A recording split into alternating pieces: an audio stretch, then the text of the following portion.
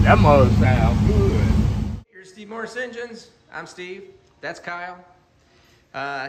This is an engine we did not build. So this is a big block Chevrolet 540 cubic inch, twin turbos. So he brought us the entire package to dyno and tune, which is cool. Happy to do that kind of thing. But it's got a little bit of a problem that we're hunting down, and I'll let Kyle tell you about that. Yeah, right. So basically, upon first startup, noticed that it was only making about 30 pounds of oil pressure at idle, which is not super low, but is a little bit lower than we'd like to see. But we weren't worried about it because we're trying to see what it makes when it's at RPM. So we made our first preliminary pull, just nice short, low boost, trying to creep up on it, and went back and looked at the data and saw that it's only making 30 pounds across the whole board. So at 5,500 RPM, 30 pounds of oil pressure. So we've taken the pan off of it, checked the bearing clearance with plastic gauge, the only time it's acceptable to use plastic gauge. And yeah, the only time we don't use plastic gauge except when we're not able to tear the whole thing apart. Right. So we just wanted to do a quick verification, right? Yep. So now we've got the oil pump off of it. We've made a block off plate for the oil pump to test and see if there's a problem with the regulator on the oil pump. What did bearing clearances come up at? 2.5 and 2.5. Yeah, so the bearing clearances look right, so that's not a problem. So we need to figure out where the oil pressure is going. So we made this little quick oil pump test to see if the oil pump is good, right? Yep. Yep. So we've got our oil pump over here in the tub. All right, let's go over here. Kyle made a little deal for it, and so we'll outside in the big room, so lose echo. So what we do is just build a little plate, and what we're doing is just testing the oil pump to make sure that the bypass isn't stuck open or it's got some other problem, because unlike the little video we just did on where I went down and took care of a problem on Cletus's mullet, that that didn't have a pressure, build-in oil pressure at higher RPM. It just had low oil pressure idling and at low RPM. This just doesn't make oil pressure anywhere. So we're just testing this pump to make sure it's not the pump, because we know it's not the bearing clearances, so we got to figure that out. So you see this little gauge right here, and what this is doing is it's just deadheading the pump and making everything go through the bypass. So we know the bypass is working and the pump is pumping oil and making pressure. And in general, this is a pretty good quick test for this thing. So Kyle, why don't you go ahead and fire that up. You'll see here, we just have to pump in oil. I'll go over here.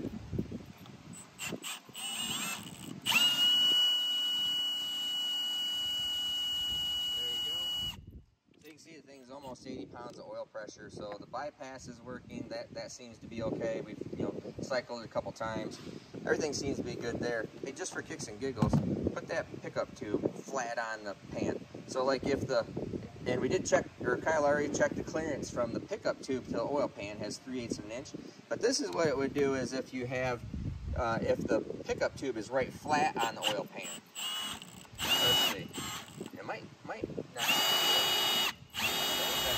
It must be getting enough oil from the sides. Yeah, it's probably getting enough oil all the way around from the sides that it can't, that it's not seeing it. It's hard to hold that perfectly flat, but that was interesting.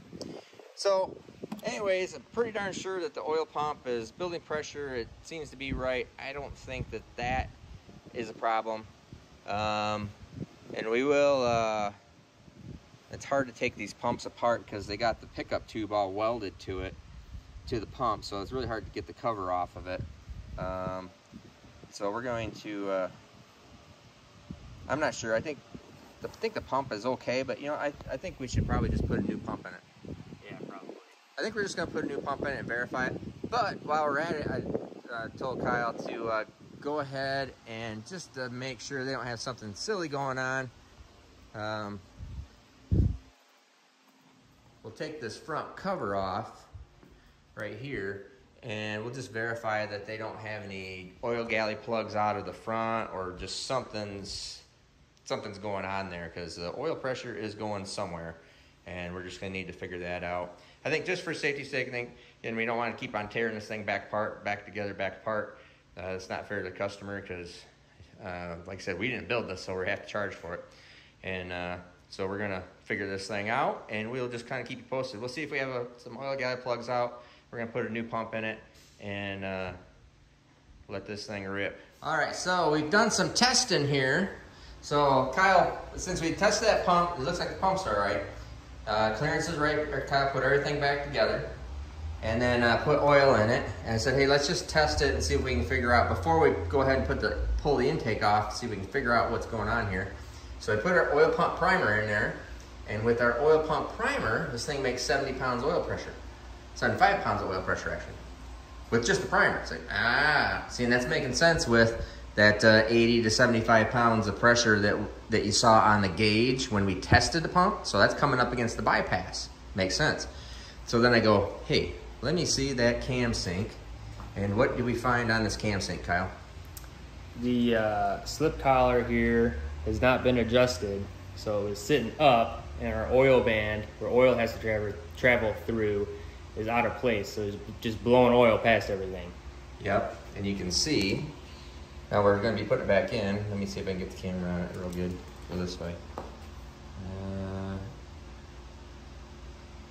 That's hard to see. Wish that, or maybe I'm on the wrong side of it. Yeah, there you go.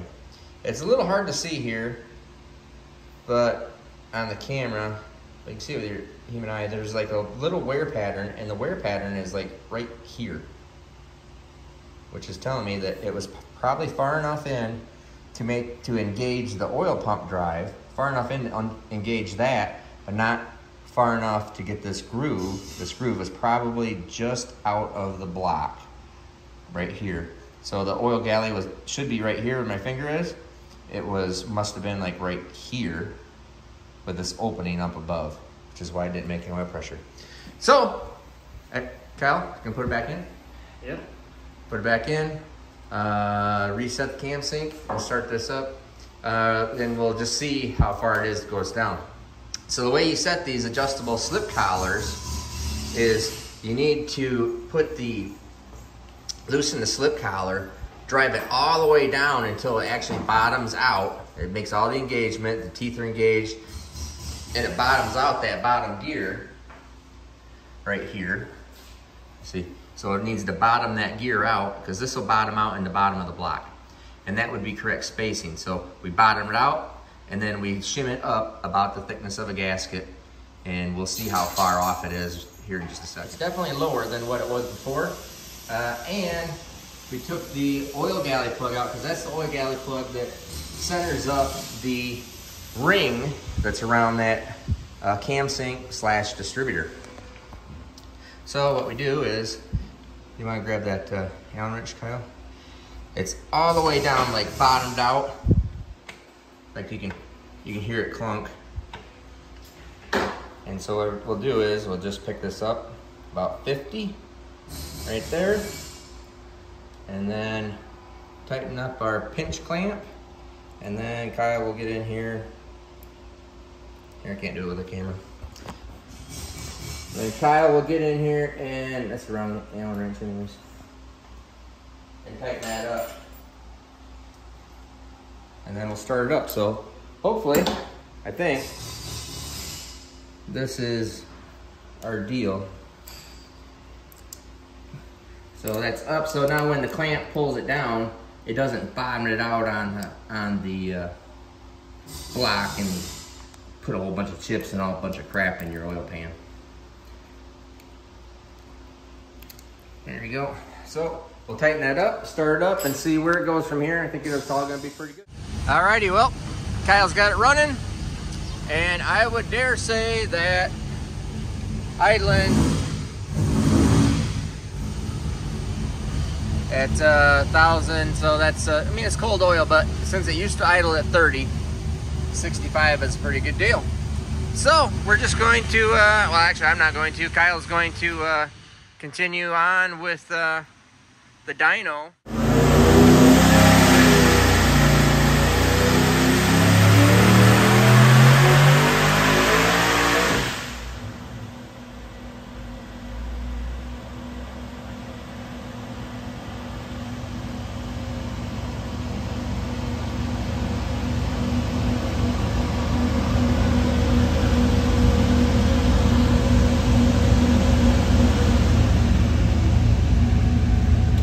sounded better. Yeah. 1581 at 6,400 RPM, 1369 foot-pounds of torque, and really flattens out right up here. Have to see at 6,500. I don't know what you got going on up there, but let's see. Our oil pressure obviously is what the other thing we're still concerned about. Make sure that we are correct. Oh, now boost we're still only at 20 pounds. So 20 pounds of boost. And oils must be getting hot still. It's only about 60 right there. So, but I'm not unhappy with that. 60 pounds oil pressure for that. It's probably eating up a lot of fuel, or eating up a lot of oil pressure through the turbo. Those ones are unrestricted, right, Kyle? Correct. Yeah.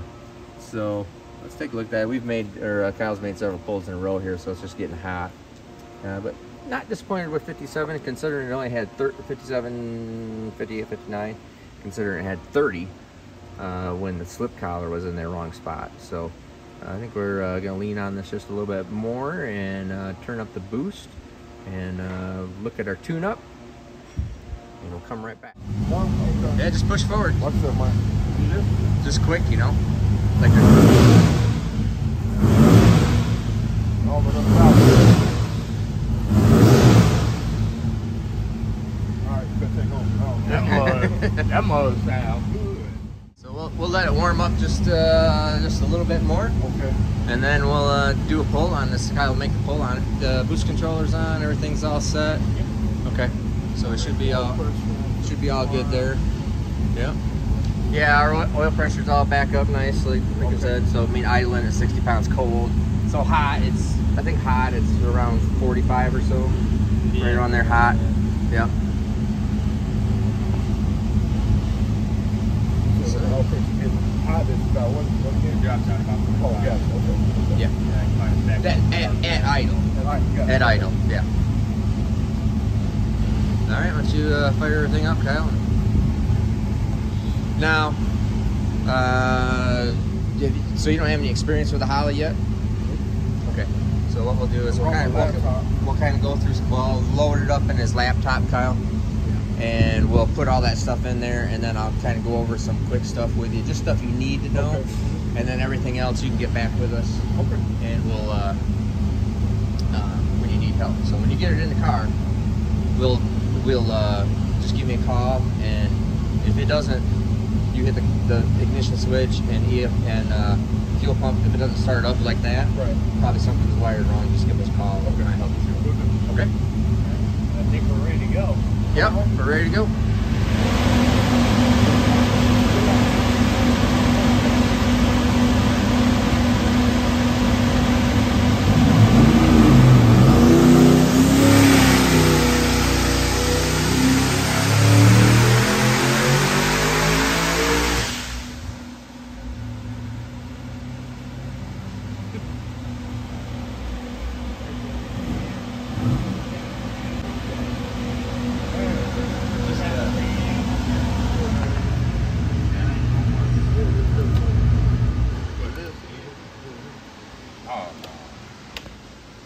Yeah, so You just deal with that's what 1,657 horsepower sounds like. Okay.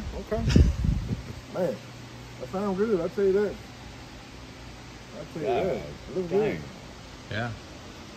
And so I mean that thing's making 1,300 foot-pounds of torque at 3,600 RPM. That is me. Yeah. That's So nice. Okay. yeah, it's gonna be a handful with a stick shift car. I'm gonna see. I'm definitely gonna see. Yeah. And my biggest thing is how it's gonna idle in the car. I don't want it to be. I really don't want to be loud. Like I said, it's a pro touring car. Yeah. But it's a street car, and I just want to just drive, have fun with it. That's all I want. Yeah. Yeah. Excellent. That sounds good. Pretty awesome. All good. Appreciate it. I love it. Hey. All right. Cool. Cool. I'm Steve Morris. That's Kyle Morris. Have a good day.